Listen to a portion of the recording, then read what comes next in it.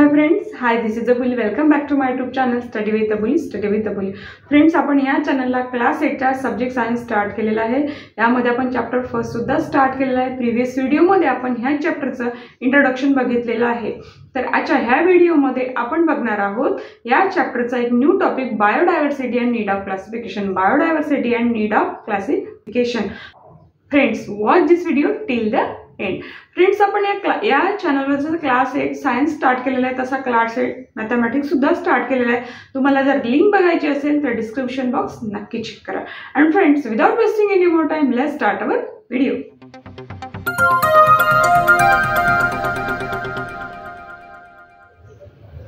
Living world and classification of microbes. ह्या चॅप्टरचा बघा topic बघत आहोत आपण, biodiversity and need of classification. Biodiversity and need of classification. तर सगळ्यात पहिल्यांदा आपण बायोडायव्हर्सिटी म्हणजे काय हे बघूया. बायो म्हणजे अर्थ, बायो म्हणजे अर्थ आणि डायव्हर्सिटी म्हणजे व्हरायटी. बायो म्हणजे अर्थ आणि डायव्हर्सिटी मीन्स व्हरायटी.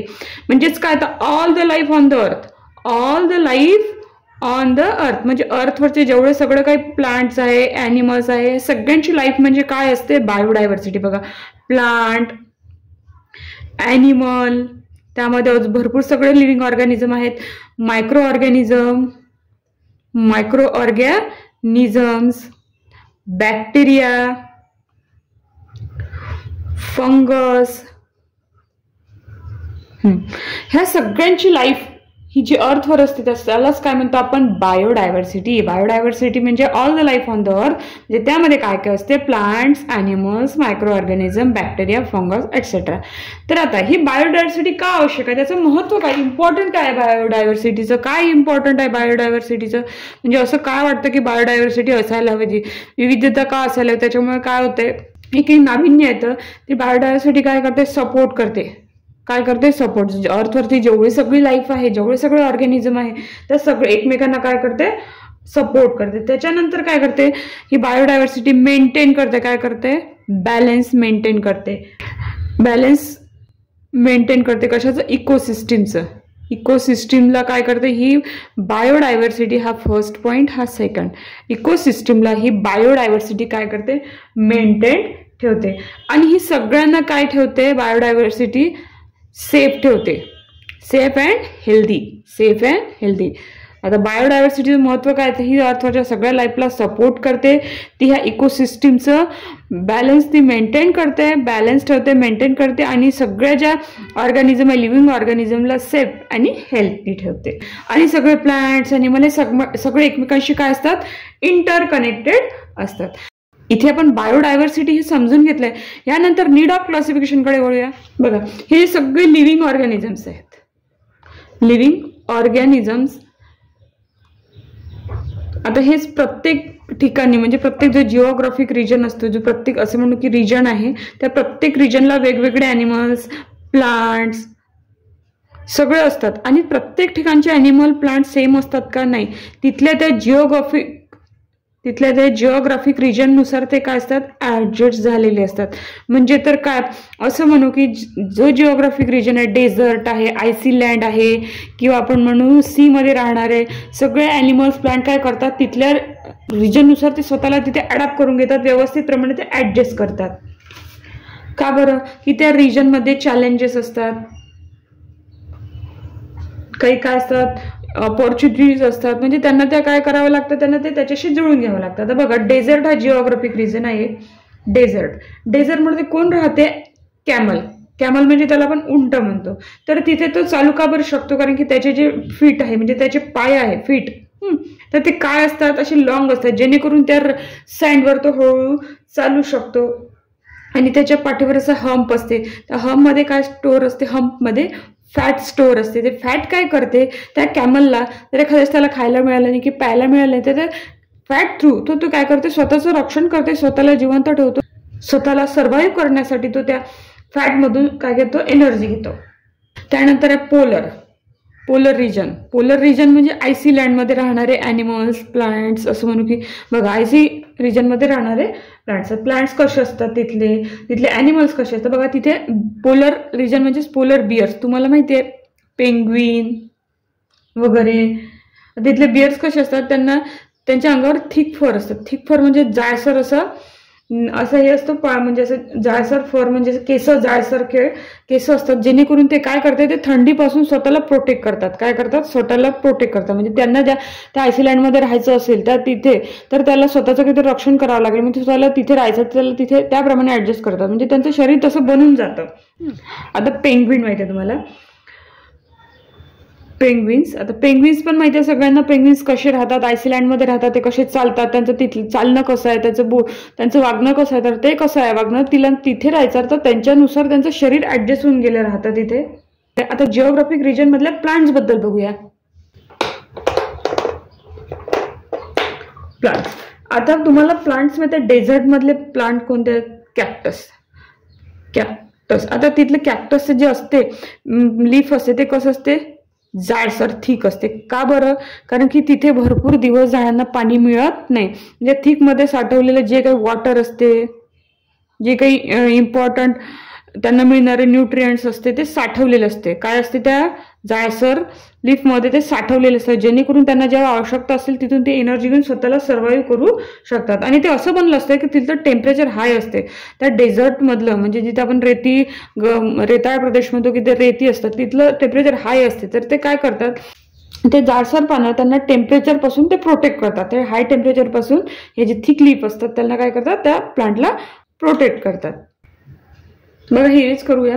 आता फूड बद्दल बघूया. बघा, फूड इंजेक्शन्स म्हणजे अन्नग्रहण कसं करतात. आता काही ॲनिमल्स आहे हर्बिवर्स. हे काय करतात, प्लांटला खाऊन जगतात. हर्बिवर्स काय करतात, हे प्लांटला खाऊन जगतात. म्हणजे त्यांचे जे टीथ आहे ते कसे आहे तर प्लांटला खाऊ शकेल.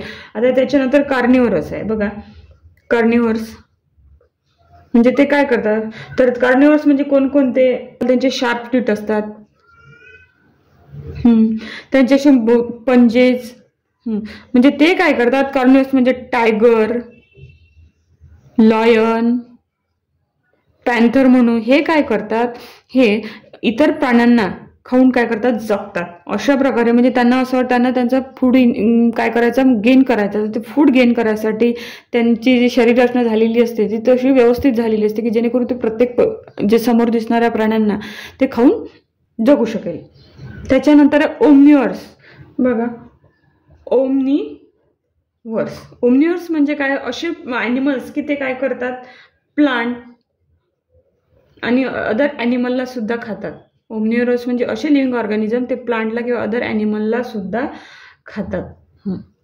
तशा प्रकारे त्यांना फूड घ्यायचं असेल तर त्यानुसार त्यांची शरीर रचना झालेली असते. फूड काय आहे, फूड हा फंडामेंटल सोर्स आहे. कशाचा? प्रत्येक लिव्हिंग ऑर्गॅनिझमचा फंडामेंटल सोर्स म्हणजे फंडामेंटल रिसोर्स सुद्धा म्हणू शकतो आपण त्याला. असं म्हणू शकतो की फूड म्हणजे काय, ड्रायव्हर ऑफ इव्होल्युशन.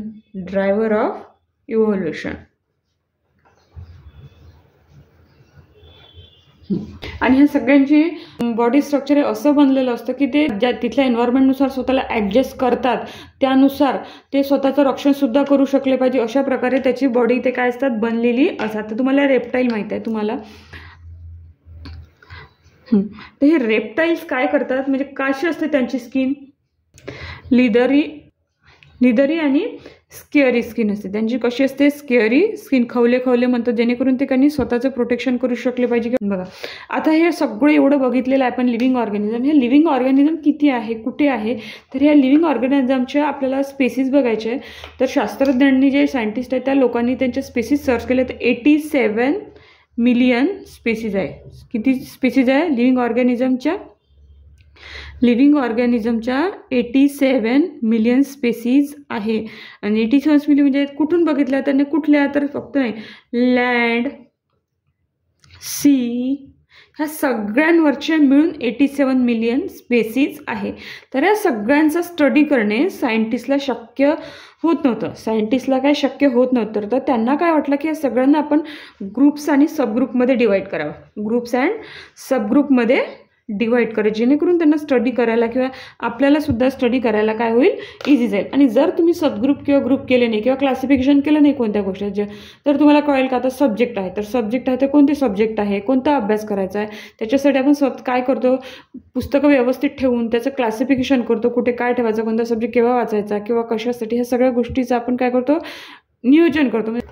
कशाहून केले, ह्या त्या ग्रुप्सचे सबग्रुप का केले, तर भरपूर सगळ्या लिव्हिंग ऑर्गॅनिझममध्ये सिमिलॅरिटी आहे, काही डिफरन्सेस सुद्धा आहे. तर ह्या सगळ्यांवरून त्यांनी काय केले, त्यांचे ग्रुप्स आणि सबग्रुप केले. ह्या सगळ्यांच्याच क्लासिफिकेशनला काय म्हणतं, बायोलॉजिकल क्लासिफिकेशन. जे क्लासिफिकेशन आहे त्याला काय म्हटलं जातं, classification of living organism is called as biological classification.